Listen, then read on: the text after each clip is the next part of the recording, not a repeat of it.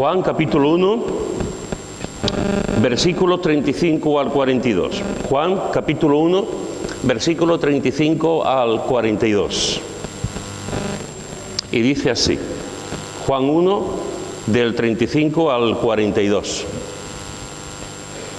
El siguiente día otra vez estaba Juan y 2 de sus discípulos, y mirando a Jesús que andaba por allí, dijo: he aquí el Cordero de Dios. Le oyeron hablar los 2 discípulos y siguieron a Jesús. Y volviéndose Jesús y viendo que le seguían, les dijo: ¿qué buscáis? Y ellos le dijeron: Rabí, que traducido es maestro, ¿dónde vives? Les dijo: venid y ved. Y fueron. Y vieron dónde moraba, y se quedaron con él aquel día, porque era como la hora 10, es decir, las 4 de la tarde. Andrés, hermano de Simón Pedro, era uno de los 2 que habían oído a Juan y habían seguido a Jesús. Este halló primero a su hermano Simón y le dijo: hemos hallado al Mesías, que traducido es el Cristo. Y le trajo a Jesús. Y mirándolo a Jesús dijo: tú eres Simón, hijo de Jonás, tú serás llamado Cefas, que quiere decir Pedro. Es interesante porque fijaros que en estos primeros versículos dice los versículos 35 al 37, el siguiente día otra vez estaba Juan y 2 de sus discípulos, y mirando a Jesús que andaba por allí, dijo: he aquí el Cordero de Dios. Le oyeron hablar los 2 discípulos y siguieron a Jesús.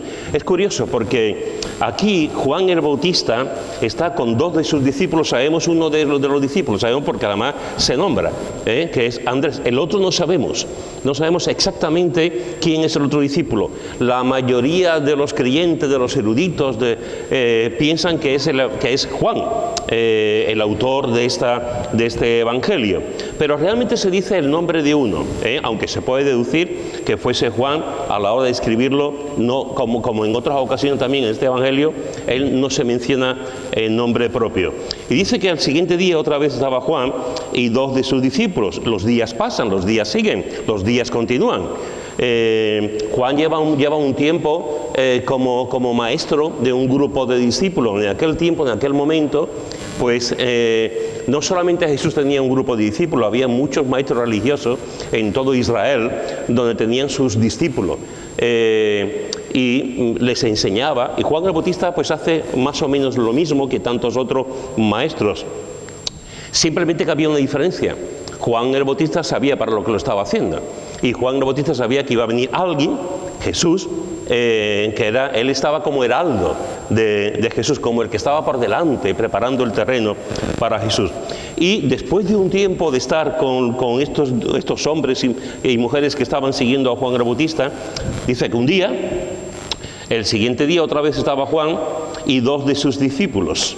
Y fijaros que dice el siguiente día, si tú vas al mismo capítulo, en el versículo 29, dice: he aquí, el siguiente día vio Juan a Jesús que venía a él y dijo: he aquí el Cordero de Dios que quita el pecado del mundo.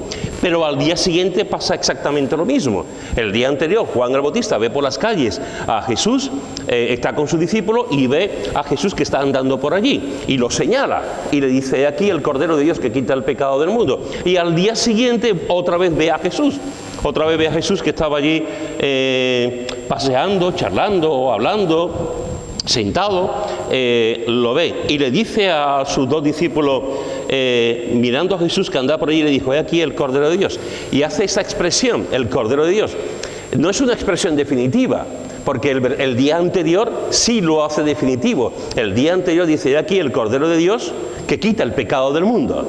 He aquí el Cordero de Dios que quita el pecado del mundo. Lo centraliza en Jesús y le dice a sus discípulos: este Jesús es el que va a quitar el pecado del mundo. Al día siguiente lo vuelve a repetir, pero lo simplifica y dice: he aquí el Cordero de Dios. El día anterior lo ha dicho más explícito: he aquí el Cordero de Dios que quita absolutamente los pecados del mundo. Yo no lo quito, dice Juan el Bautista, yo no lo quito. Los demás maestros de Israel no lo quitan, los fariseos no lo quitan, los herodianos no lo quitan, los rabinos no lo quitan. Quien quita el pecado del mundo es Jesús, nada más. Todo el pecado que tenemos nosotros es Jesús quien lo puede quitar. Y es interesante porque están andando, ve a Jesús y dice: y mirando a Jesús, que andaba por allí, dijo: he aquí el Cordero de Dios. Aquí vemos dos acciones en este texto. Por una parte una mirada y por otra parte una frase, un dicho, una palabra. La mirada es a Jesús. Fijaros que dice: mirando a Jesús que andaba por allí. Eso es lo que hace Juan el Bautista. Y los otros discípulos también, mirando a Jesús que andaba por allí. ¿Cómo tuvo que ser la mirada de Juan el Bautista hacia Jesús? Ya lo conocía, era su primo, sabía lo que estaba pasando, sabía lo que iba a ocurrir, sabía que él tenía que desplazarse, que él tenía que ir quitándose, y mira a Jesús que andaba por allí. Eso es lo primero que hace Juan el Bautista, mirar a Jesús. Mirar a Jesús. Una de las cosas que como creyentes habitualmente hacemos cuando una persona se convierte, a mí me lo dijo mi pastor, cuando yo me convertí, yo recuerdo las palabras de mi pastor de Gabino, y después yo la he empleado en muchas ocasiones, que me decía: mira a Cristo, mira a Cristo, mira a Cristo. Porque en la iglesia vas a encontrar fallos, en la iglesia vas a encontrar gente que viven un poco a su aire, en la iglesia hay gente en la iglesia que te van a decepcionar, hay personas en la iglesia que no van a ser un ejemplo para ti. Tú mira a Cristo. Y todos nosotros, cuando alguien se convierte, y yo lo hago el primero, decirle a esa persona recién convertida: mira a Cristo. ¿Está mal dicho esto? No, está bien dicho. Mira a Cristo, mira a Cristo. Hebreos, que todos conocéis, en el capítulo 12, en el versículo 2, lo dice muy claro. Hebreos capítulo 12, versículo 2, dice: puestos los ojos en Jesús. Puestos los ojos en Jesús, el autor y consumador de la fe. Puestos los ojos en Jesús, el autor y consumador de la fe. Una de las cosas más importantes que yo te puedo decir esta mañana es: mira a Jesús, mira a Jesús. Mira a Jesús continuamente, mira a Jesús en tu vida, mira a Jesús cuando estés enfermo, cuando estés sano, mira a Jesús por la mañana, por la noche, mira a Jesús cuando tú estés muy contento y mira a Jesús cuando tú estés muy triste. Mira a Jesús siempre, porque Jesús siempre va a estar contigo. Jesús nunca te va a decepcionar. Jesús nunca te va a dejar abandonado. Es una promesa suya. Jesús va a estar siempre contigo. Por lo tanto, en las diversas circunstancias de tu vida, y todos tenemos diversas circunstancias y situaciones, mira a Jesús. Por eso digo que cuando una persona se convierte y le decimos: mira a Cristo porque todos te van a fallar, estamos diciendo: bien. Mira a Jesús, mira a Jesús. Porque es algo bíblico. Tenemos que decirle: mira continuamente a Jesús. Ahora, déjame decirte otra cosa. A veces hacemos una pequeña trampa con esto. A veces hacemos una pequeña trampa con esto. Porque en realidad, de alguna manera le estamos diciendo: mira siempre a Jesús, y lo estamos diciendo bien, pero quizá lo que estamos haciendo es argumentando ya, ir por delante para decirle a esa persona: yo también te voy a fallar, yo también voy a pecar, yo no voy a hacer las cosas de forma correcta. Y en nuestro subconsciente es como si todos dijéramos: no importa el pecado que podamos tener, no importa la situación que vivamos, no importa nuestra vida espiritual, tú sigue a Jesús. Yo puedo ser un sinvergüenza, pero tú sigue a Jesús. Yo puedo pecar, pero tú sigue a Jesús. Yo puedo hacer las cosas mal, pero tú sigue a Jesús. A mí me parece que eso es un peligro enorme. Porque os recuerdo, y todos los que conocéis la Biblia lo sabéis, el apóstol Pablo, en 6 o 7 ocasiones, el apóstol Pablo dice: ser imitadores de Cristo como yo lo soy de Él. Imitarme a mí, dice Pablo, imitarme a mí como yo imito a Cristo. Pablo era un desvergonzado, Pablo era un soberbio, Pablo era un orgulloso, Pablo era una persona Pablo se pone en primer lugar, y Pablo está diciendo con toda su autoridad, está diciendo: mirarme a mí. Hoy en día alguien se levanta y dice aquí: mirarme. Yo me pongo aquí y digo: mirarme a mí, y como mínimo el concepto que se puede tener de mí es de una persona orgullosa, una persona que se cree el rey del mambo, una persona que se cree importante. Pero el apóstol Pablo está diciendo eso en varias ocasiones: imitarme a mí. ¿Cuál es la clave de Pablo? Imitarme a mí como yo imito a Cristo. El apóstol Pablo a Timoteo, a su discípulo preferido, a su hijo espiritual, como se llama, a Timoteo le dice: sé ejemplo en todo. Sé, y después pasa a decir algunas cosas. Sé ejemplo en todo. Hermanos y hermanas, la gente que estamos aquí, los creyentes que estamos aquí, sobre todo los que llevamos años en el Señor, debemos ser ejemplo en todo.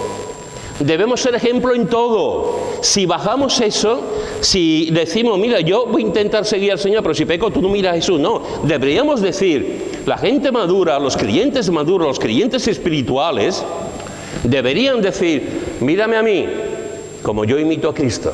Pero no lo decimos porque nos da miedo. No lo decimos porque entonces estamos poniendo el listón muy alto, pero es que el listón es alto. Sobre todo todos aquellos que tienen puestos de liderazgo en la iglesia. Los que tienen puestos de liderazgo en la iglesia deberían decir, mirarme a mí, como yo estoy mirando a Cristo, imitarme a mí como yo estoy imitando a Cristo. Pero lo bajamos ese listón porque sabemos que somos pecadores. La Biblia nos dice mirar a Cristo, pero también nos dice que la gente madura, los creyentes maduros, debemos de decir, se debe de decir, imitarme a mí como yo imito a Cristo. Sobre todo los que están en el servicio al Señor. Los responsables, los maestros, la alabanza, los maestros de dominical, todos aquellos que tienen responsabilidades en la iglesia deberían decir, mírame a mí, imítame como yo imito a Cristo. El apóstol Pablo se lo está diciendo a Timoteo, sé ejemplo en todo. ¿Podemos ser ejemplo en todo? Tú y yo sabemos que no. Tú y yo sabemos que no podemos ser ejemplo en todo, pero debemos de intentarlo. Debemos de intentar vivir en el Señor siendo un ejemplo de puntualidad, de amor, de entrega, de cariño, de ofrenda, de servicio, de oración, de todo. Debemos intentar ser ejemplo en el Señor, sabiendo que es imposible, pero intentando ser ejemplo. Y en este mundo en que estamos viviendo, y la situación actual de la iglesia, donde da igual cómo uno vive para enseñar, donde da igual cómo uno vive para predicar, donde da igual cómo uno vive para estar en alabanza, donde da igual cómo uno vive para presidir, en la situación que estamos viviendo deberíamos decir, mirar a Cristo, mira a Cristo, mira a Cristo, mira a Cristo, mira a Cristo. Pero mírame también a mí porque intento ser fiel.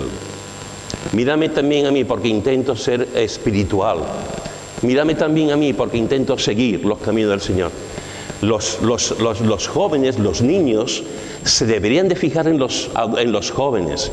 Los jóvenes se deberían de fijar en los adultos. Los adultos se deberían de fijar en los que son más mayores. Y los más mayores se deberían de fijar en los niños. Deberíamos de fijarnos, de mirar a los demás, vivir con ejemplo.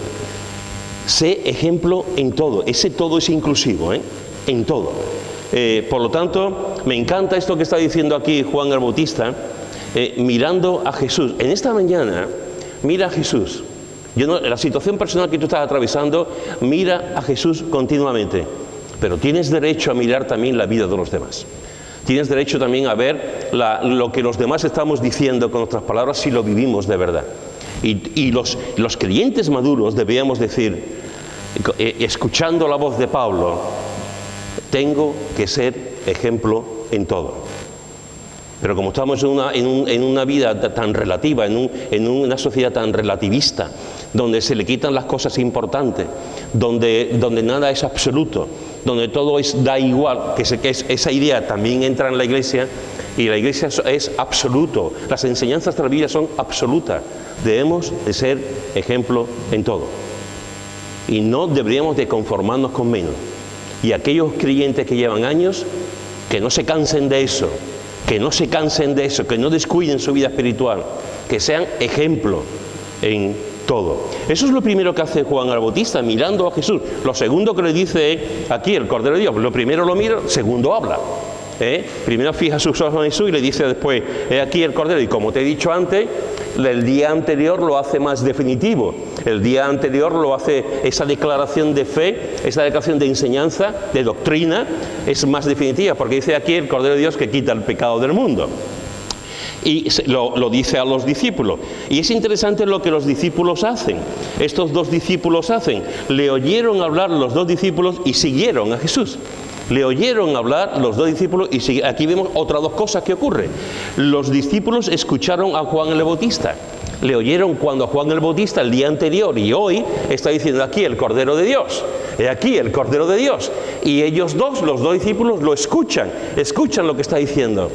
¿Tú sabes que hay gente que te escucha? ¿Tú eres consciente de eso?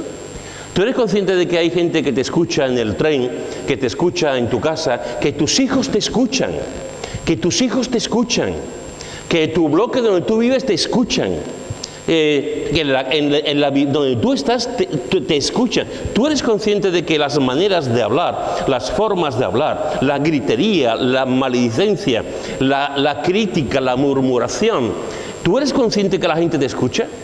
¿Tú eres consciente que cuando nosotros hablamos podemos hacer que la gente se acerque más al Señor o que desaparezca, que no quiera saber nada del Señor, porque depende mucho de lo que hablamos? Hay gente que piensa que los creyentes no tenemos un mal hablar. Déjame decirte que no. Hay creyentes que tienen muy mal hablar. Hay personas que piensan que los creyentes no dicen palabrotas. Déjame decirte que no. Hay creyentes que dicen palabrotas. Y hay que tener cuidado. Hay que tener cuidado porque hay gente que te escucha. Hay gente, y la forma en que tú hablas, la manera en que tú dices las cosas, puede hacer que la gente se acerque al Señor o no. O no. Sobre todo tus hijos, ¿eh? Sobre todo tus hijos. Le oyeron hablar los dos discípulos, escucharon lo que estaban diciendo. Lo siguiente que hacen los discípulos es, le oyen hablar, apunta a Juan el Bautista y siguieron a Jesús. Y siguieron a Jesús. Me encanta, porque ya no estaban siguiendo a Juan el Bautista, ya empiezan a seguir a Jesús. Aquí, déjame decírtelo también, aquí Juan el Bautista conscientemente está desapareciendo. Está desapareciendo. Juan el Bautista es consciente que ya ha pasado su tiempo. Juan el Bautista es consciente que ha estado sirviendo y trabajando lo mejor que ha podido, pero que ahora es el tiempo de Jesús. Que ahora es el tiempo de Jesús. Y conscientemente, deliberadamente, intencionalmente, está diciendo a sus discípulos, mi tiempo se acabó. Mi tiempo se acabó. Ahora es el tiempo del que realmente es el dueño del tiempo. Ahora es el tiempo de Jesús. Déjame decirte también en esta mañana que pasar de ser un segundo a un primero relativamente es fácil. Relativamente es fácil. Tampoco es tan fácil, pero relativamente es fácil. De ser un segundo a ser un primero, ahora ser un primero y pasar a un segundo, a un tercero, a un cuarto, es muy difícil, muy complicado, muy difícil. Porque uno está acostumbrado a estar ahí, durante años ha hecho su actividad, su trabajo, etcétera, ¿no? Y es muy difícil pasar a un segundo plano cuando te ha llevado un tiempo, años o meses, un tiempo, pues en primer lugar. Pero esto fue lo que hizo Juan el Bautista. Esto fue lo que hizo Juan el Bautista. Juan el Bautista dijo, se acabó mi tiempo. Se acabó mi tiempo. Ahora es el tiempo de Jesús. Y pasó a ser un segundo, un tercero, un cuarto, hasta que llegó a la cárcel y allí lo mataron. Y ocupa ya el primer lugar, ocupa Jesús. Me encanta. Porque Juan el Bautista podía haber dicho, yo tengo mi grupo de discípulos. Yo tengo mi gente, si por menos la gente se enfada y por menos se provocan divisiones en la iglesia y hay gente que se agarra al liderazgo, al sitio donde está, aunque esté sangrando por todas partes.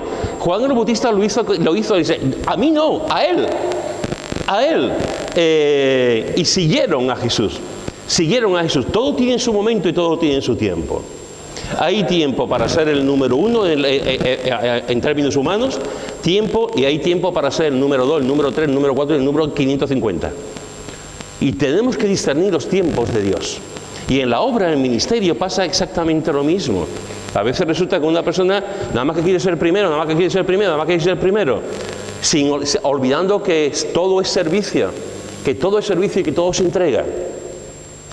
Como te he dicho antes, ser un segundo y pasar un primero es relativamente fácil. Ser un primero y pasar un segundo es muy complicado. Es muy difícil, pero hay que hacerlo. Y esto es lo que hizo Juan el Bautista. Juan el Bautista fue desapareciendo para que viniese Jesús. Y los dos discípulos siguieron a Jesús. Me encanta. Los dos discípulos siguieron a Jesús. Si vienes conmigo a Lucas, capítulo 14, Lucas, capítulo 14, dice, te voy a leer 3 versículos en Lucas. El primero dice, Lucas capítulo 14, versículo 26. Si alguno viene a mí y no aborrece a su padre y madre y mujer e hijos y hermanos y hermanas y aún también su propia vida, no puede ser mi discípulo, es decir, no puede seguirme. Lo que está diciendo aquí Jesús, hermano, es muy fuerte. Está diciendo aquí, si alguno viene a mí y no aborrece a su padre, no aborrece a su padre y madre. Imaginaros, hermanos, que yo ahora digo,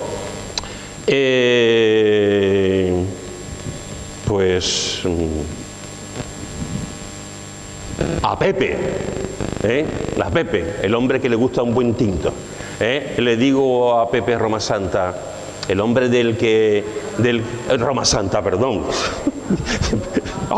a Pepe Román, la santa le sobra, ese es otro, le digo a Pepe, Pepe, levántate, y Pepe, como es un hombre obediente, se levanta, Pepe, levántate, Pepe se levanta, y ahora como Pepe es un hombre obediente y ama a su esposa mucho, y a sus hijos y a sus nietos, ahora le digo yo a Pepe, Pepe, delante de todo el mundo, aborrece a tu mujer,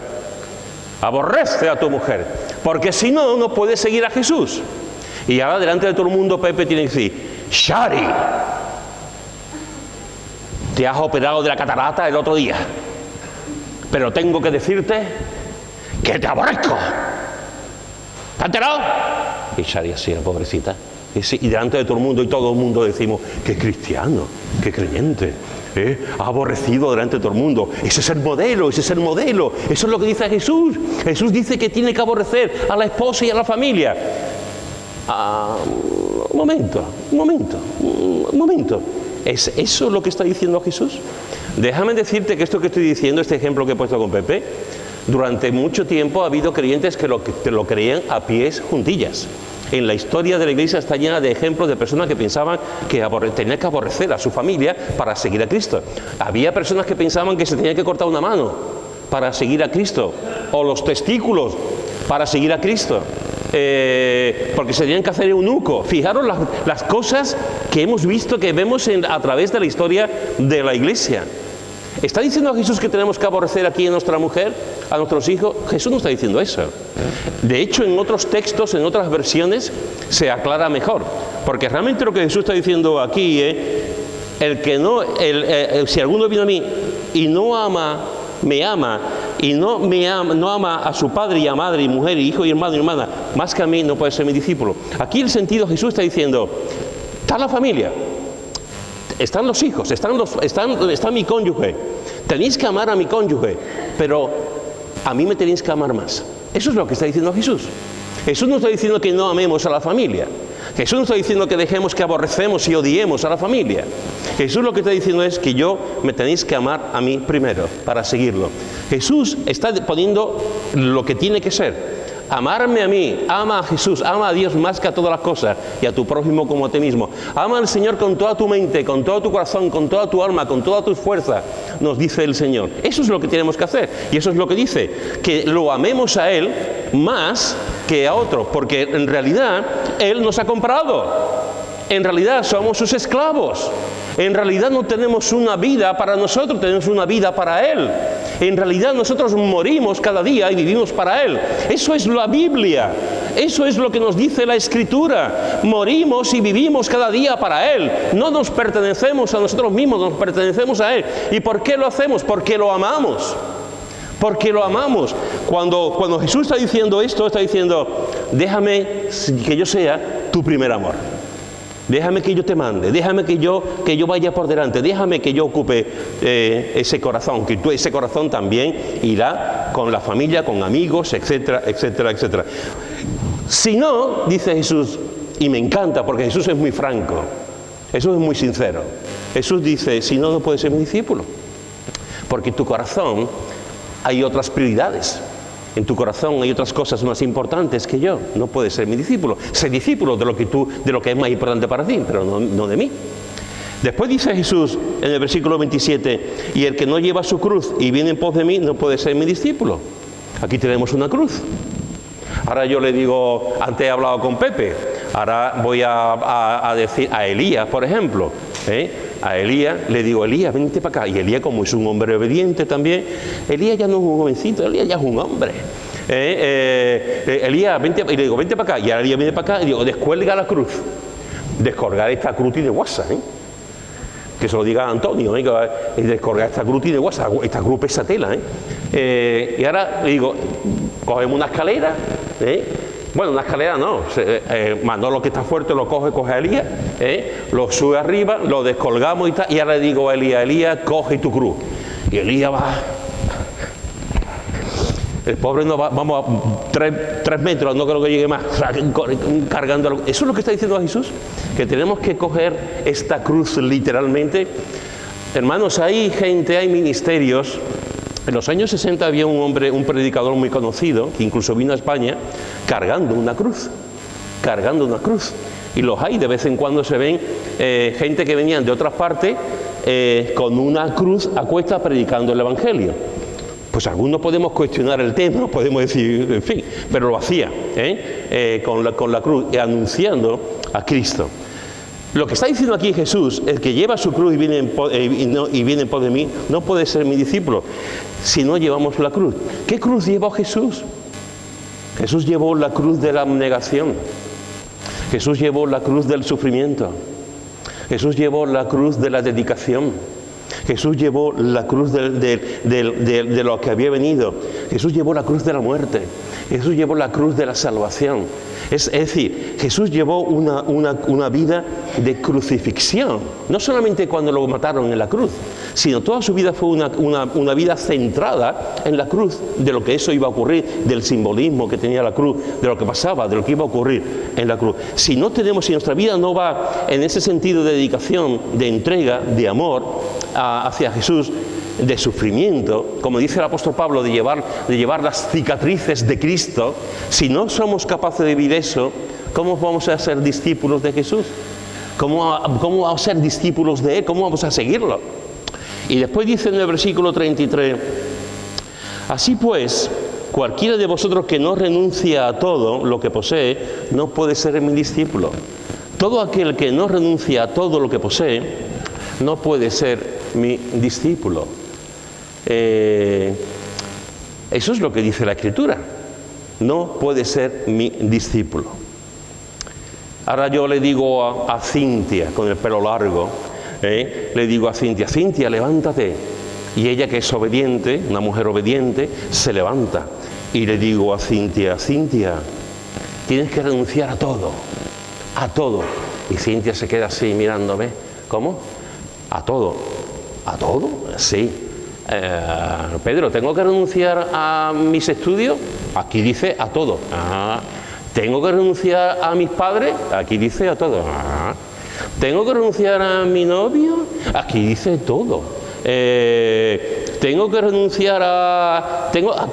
Aquí dice todo. ¿Qué está diciendo aquí Jesús? ¿Que tenemos que renunciar a todo? ¿Nos tenemos que ir a una cueva? ¿A la cueva de Adulán? ¿Nos tenemos que ir debajo de un puente? ¿Nos tenemos que ir a un sitio? ¿Tenemos que vivir pobreza? Como había votos de pobreza en la Edad Media en muchos sitios. ¿Qué está diciendo aquí Jesús? Lo que está Jesús diciendo realmente, hermano, es: yo no puedo seguir a Jesús si no soy capaz de que Jesús sea el primero y renunciar a todo. Renunciar a todo en el sentido de que no me dejo gobernar por el todo, que no me dejo guiar por el todo. Que mi Dios no sea el todo, sino que mi Dios es Cristo. Es Cristo. Lo demás Dios nos lo da.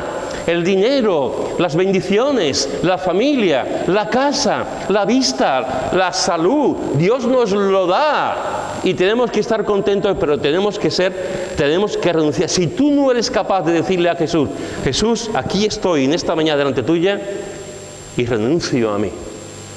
Renuncio a mis derechos. Renuncio a mis libertades, renuncio a mis talentos, a mis dones, a las cosas, al mundo, a lo material. Renuncio a querer mandar yo. Y te digo que tú mandes en mí, que tú seas el dueño absoluto de mi vida. Si no hacemos eso, podemos venir, podemos juntarnos, podemos cantar, incluso podemos predicar y podemos hacer todo lo que queramos, pero no será Cristo el primero. No será Cristo el primero, serán otras cosas. Y a la larga, como las gotas de lluvia que caen en el tejado, a la larga empezarán a gotear y nos estropeará la vida espiritual. Porque Cristo dice, quiero que me sigas y renuncia a todo. No tienes ningún derecho. ¿Lo entendemos? ¿Lo entendemos? Porque el creyente que no lo entienda nunca vivirá la vida victoriosa, nunca. El creyente que lo entienda, aún a pesar del sufrimiento, vivirá la vida victoriosa. Aquí vemos que los discípulos oyeron hablar a los dos de Jesús y siguen a Jesús. Y dice el versículo 38, y volviéndose a Jesús y viendo que le seguían, les dijo, ¿qué buscáis? Y ellos le dijeron, Rabí, que traducido es maestro, ¿dónde mora? Es interesante, siguen a Jesús. Yo no sé el tiempo que siguieron a Jesús, no sé los metros, no sé el tiempo que siguieron a Jesús, no sé los kilómetros que hicieron, pero allí estaban los dos siguiendo. Imaginaros una película de espionaje, Imaginar una película de espionaje que va un agente secreto y detrás van otros espías y van ahí mirando, a ver, se ha metido por la derecha, se ha metido por la izquierda, ha desaparecido, ¿dónde está? Están siguiendo a Jesús, parece como si Jesús no se diese cuenta, si como Jesús no se diese cuenta que le estaban siguiendo, y llega un momento en que Jesús sabe que le están siguiendo, y se vuelve, me encanta. Y viendo que le seguían, viendo que le seguían, les dijo, ¿qué buscáis? Volviéndose. Déjame decirte también una cosa en esta mañana. ¿Tú sabes la cantidad de veces que Jesús se ha vuelto para mirarte?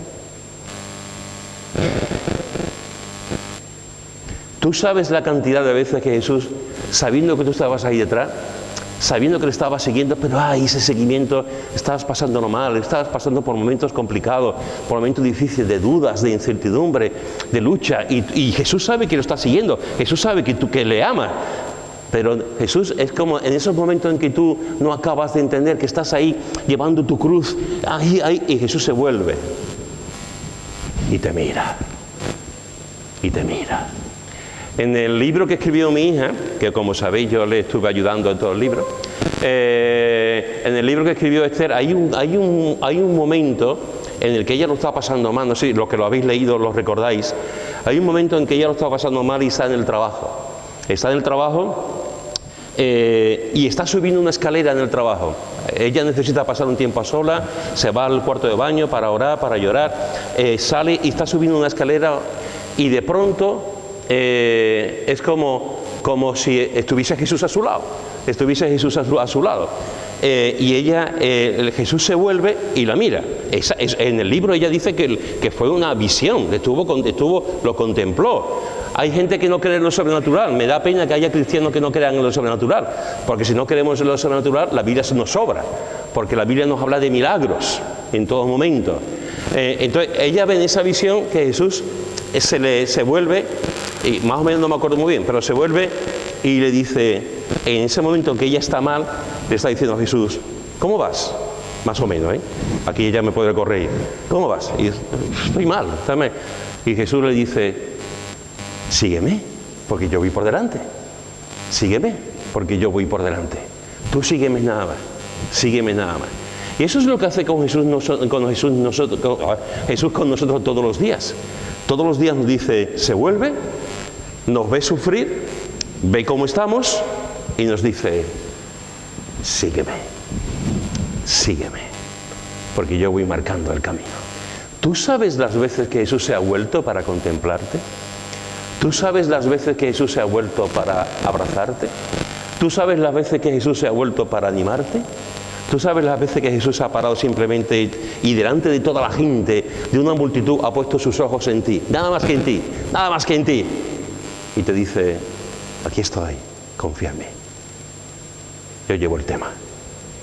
Pues aquí Jesús se vuelve y ellos viendo que le seguían, les dijo, ¿qué buscáis? ¿Qué pregunta, verdad? No voy a entrar en esta pregunta porque seguramente la semana que viene entraré en esta pregunta.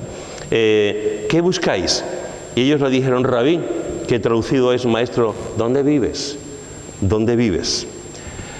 Olvidemos, hermano, a veces pensamos que Jesús se llevó todo el tiempo de su ministerio de casa en casa, de campo en campo, viviendo al aire libre, y efectivamente Jesús estuvo mucho tiempo yendo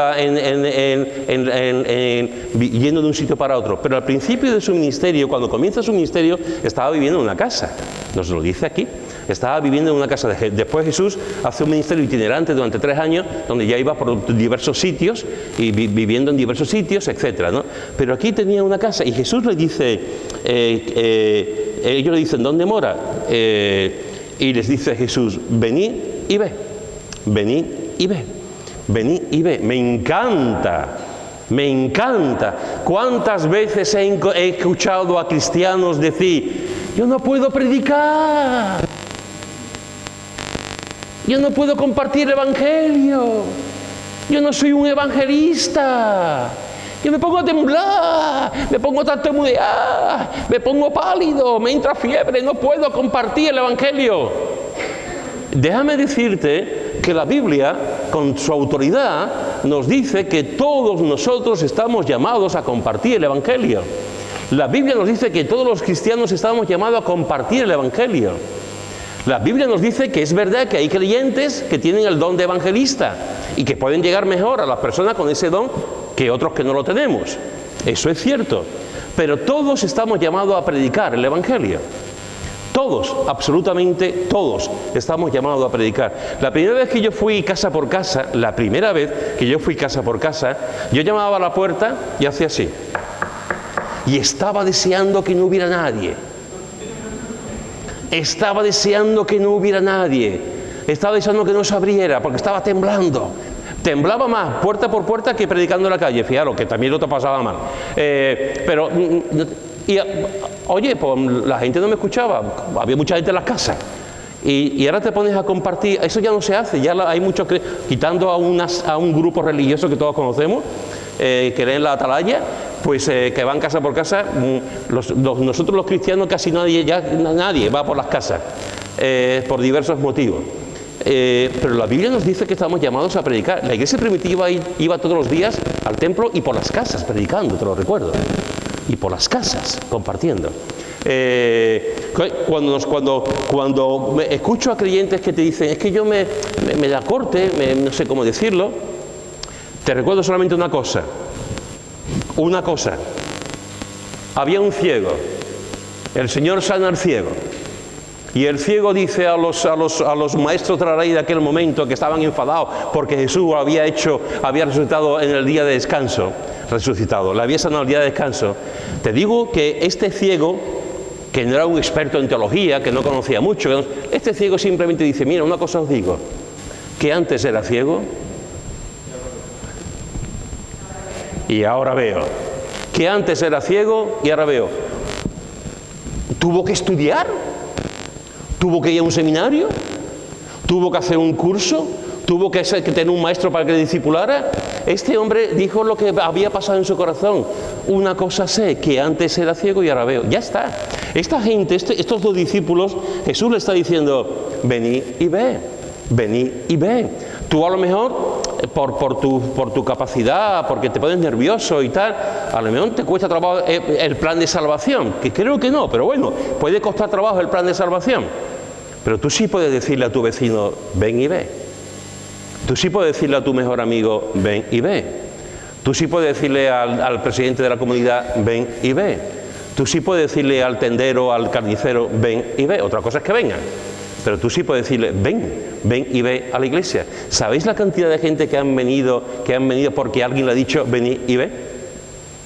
¿Y se han convertido? ¿Y han conocido a Cristo? Hasta en los cultos de oración. Alguien puede decir, ¿yo cómo voy a invitar a una persona al culto de oración? Si el culto de oración es lo más aburrido del mundo. Claro, quien dice eso ya está diciendo lo que es su vida espiritual. Es lo más aburrido del mundo. ¿Cómo voy a invitar yo a personas al culto de oración? A un culto, y también depende de cómo sea el culto. Porque si va a predicar fulanito, no lo invito, porque fulanito... se queda todo el mundo dormido con esa persona cuando predica. O depende de quién lleve la alabanza, porque hay alabanza que somos, pero hay otra alabanza que, madre mía, es un muermo. Depende, ¿qué? ¿Hacemos tantas distinciones? Pero Aquí, en nuestra iglesia, ha habido gente que en el culto de oración se han convertido. Que se lo pregunten a Aurora. Hay gente que en el culto de oración se han convertido. Y tú dices, ¿en el culto de oración? Sí, en el culto de oración han conocido al Señor. Tú puedes decir a la gente, ven y ve, ven y ve, ven y ve, y ve cómo lo que hacemos, lo que decimos, lo que hablamos. Y más de uno, y más de dos, y más de tres, y más de cuatro han llegado y han conocido a Cristo. Y no simplemente no hemos tenido esa capacidad, pero le hemos dicho, ven y ve. Y aquí Jesús le dice, venid y ve. Y fueron, y vieron dónde moraba, y se quedaron con él aquel día, porque era como la hora 10:00, las 4. Me encanta. Se quedaron con él aquel día. Y déjame decirte algo. Se quedaron con él aquel día, y al día siguiente, y al otro día, y a la semana siguiente, y al mes. Se quedaron con él 3 años. 3 años se quedaron con Jesús. Día tras día. ¿Cómo es la vida cristiana? Día tras día. ¿Cómo es mi relación con el Señor? Día tras día. ¿Voy a andar con el Señor 50 años? No lo sabemos, pero sí sé que hoy estoy andando con Él. Día tras día. Y aquí encontramos cómo ellos se quedaron con Él para siempre. Jesús murió. Jesús resucitó. Y ellos seguían allí. Ellos seguían allí. Y después uno se fue a la India, otro se fue a Asia, otro se fue a otras partes, y todos murieron torturados, todos fueron mártires, menos Juan, que murió ya de mayor. Pero continuaron con él, se quedaron con él. Quédate con Jesús cada día, quédate con Jesús cada día. Andrés, hermano de Simón Pedro, que era uno de los 2 que habían oído a Juan y habían seguido a Jesús. Este halló primero a su hermano Simón y le dijo, hemos hallado al Mesías, que traducido es el Cristo, y le trajo a Jesús. Y mirándolo a Jesús dijo, tú eres Simón, hijo de Jonás, tú serás llamado Cefas, que quiere decir Pedro. Aquí conocemos a uno de los 2 discípulos, Andrés, varonil, Andrés, hermano de Simón Pedro. ¿Qué es lo que hizo este discípulo, Andrés? Que se fue a su hermano. Dice que halló primero a su hermano Simón y le dijo, hemos hallado al Mesías. En aquella época de la historia de Israel, había mucha gente que creían que el Mesías iba a venir.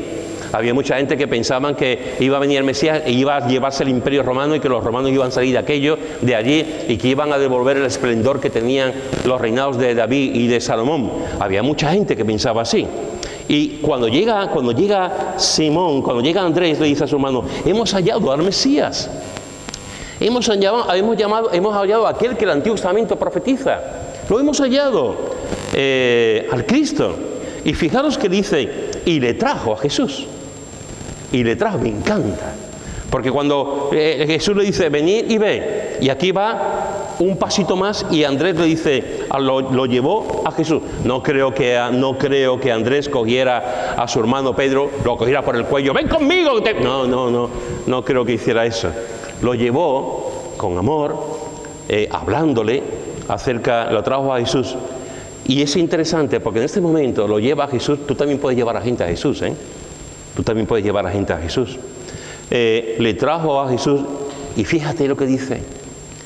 Y mirándole Jesús dijo, tú eres Simón, hijo de Jonás, tú serás llamado Cefas, que quiere decir Pedro. Tú vas a ser una columna, tú vas a ser un líder, tú vas a ser una persona importante. Cuando yo me vaya, tú vas a animar a los discípulos, y tú vas a ser una parte importantísima de mi obra. Piedra, inconmovible, fuerte ahí. Durante 3 años Jesús estuvo trabajando en su carácter, estuvo trabajando en su vida. Pero todo comenzó porque Andrés se lo llevó a la presencia de Jesús y Jesús le miró. Y la pregunta, hermanos, la cuestión es, lo que yo me pregunto es, ¿cómo lo miraría? ¿Cómo lo miraría? Hay otro momento en la vida de Jesús y de Pedro que también se cruzaron las miradas. Hay otro momento en el que Pedro lo negó. Pedro negó a Jesús. Y hay un momento en el que Jesús sale del pretorio, Pedro está allí en aquel sitio y se cruzan las miradas. Y Pedro salió llorando amargamente. ¿Cómo tuvo que ser esa mirada de Jesús a Pedro para que Pedro saliera llorando amargamente? Pero eso todavía quedaba mucho tiempo. Ahora lo mira Jesús y vio algo en Pedro. Vio algo en Pedro. Y lo que vio Jesús en Pedro fue algo tremendo, porque le dijo, ya no serás llamado Simón, vas a ser una piedra. Vas a ser una piedra. Déjame decirte también esta mañana que Jesús pone sus ojos en ti y ve cosas que ninguno vemos. Y ve cosas en ti que ninguno vemos. ¿Qué vio el Señor en Moisés? Yo hubiese estado con Moisés y hubiese dicho, Moisés es un asesino. El Señor vio otra cosa en Moisés. ¿Qué vio Moisés en Pablo? El Señor en Pablo. Pablo era un perseguidor de la iglesia. ¿Qué vio en él? ¿Qué vio en Jonás? Un nacionalista convencido. ¿Qué vio en Jonás? Pues vio algo. Nosotros no somos capaces de mirar hacia el interior, pero él sí. Él sí. Y a veces, hermanos, vemos a personas. El otro día Juan en el consejo estaba hablando y estaba diciendo que a veces los creyentes, cuando una persona se convierte, como nos han dado tantos palos, como hay gente que dice que se convierte y después a los 2 meses ya no están, o viven en pecado y tal, hay veces que la gente se convierte y los primeros que no nos lo creemos somos nosotros.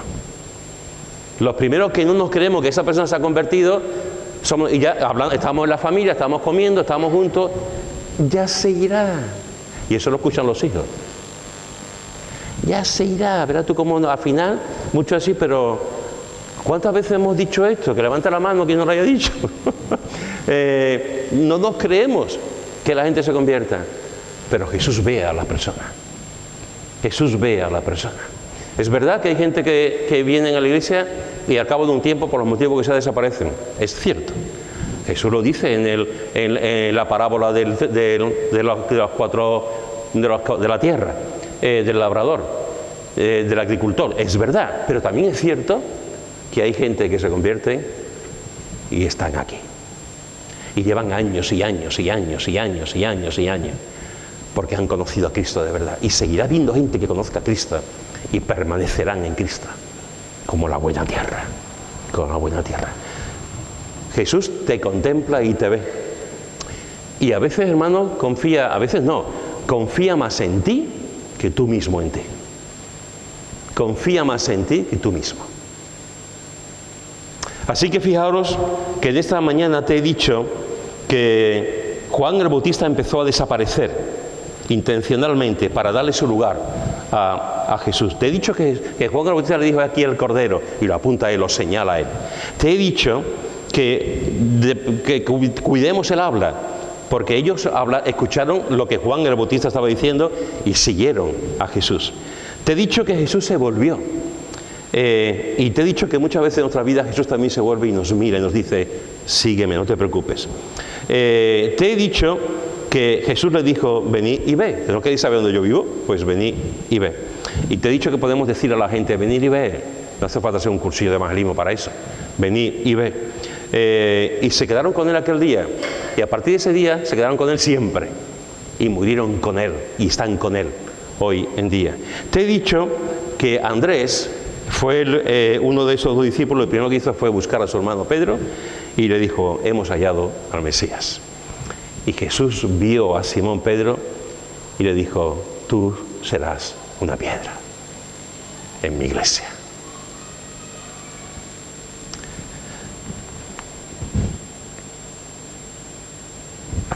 Amén.